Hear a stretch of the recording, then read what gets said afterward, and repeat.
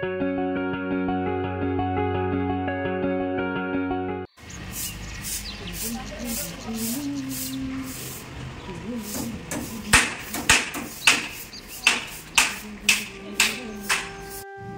అమ్మ చిన్న ఆకులు తీసుకొచ్చిందండి. ఇది తమలపాకు.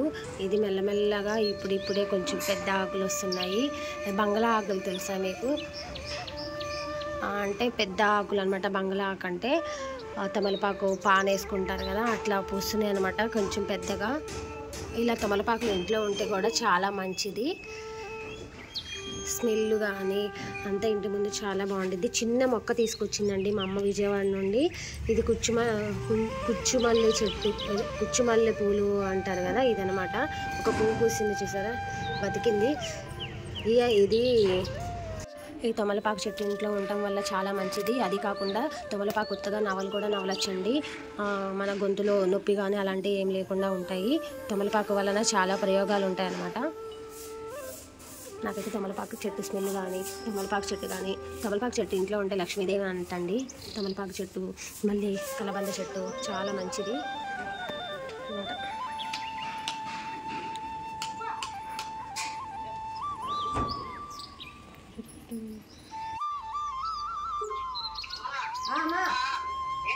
బడ్డీకి అట్టుపళ్ళు అయిపోయింది, వచ్చేటప్పుడు తీసుకురా,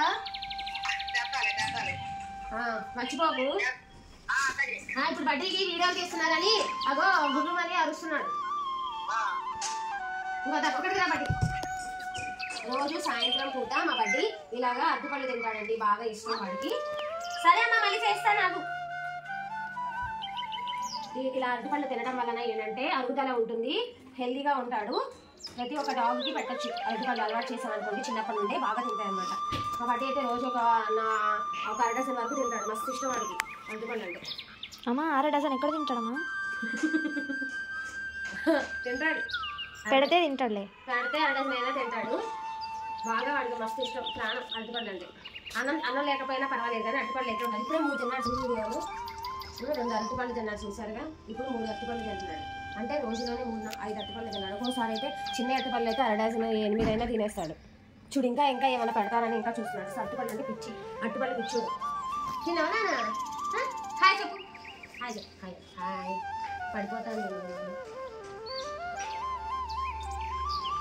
మా బడ్డీకి గోళ్ళు పెరిగిపోయినాయండి, తీయాలి. ఇప్పుడు సాయంత్రం అయిపోయిందని చెప్పి తీయలేదు, ఇక అంతా తీయాలి. గోళ్ళు పెరిగినాయి. ఇక వాడి పేలు కూడా ఉండవు, నీట్గా ఉండేది. ఎప్పుడు మేము నీట్గా ఉంచుతాం వాడికి.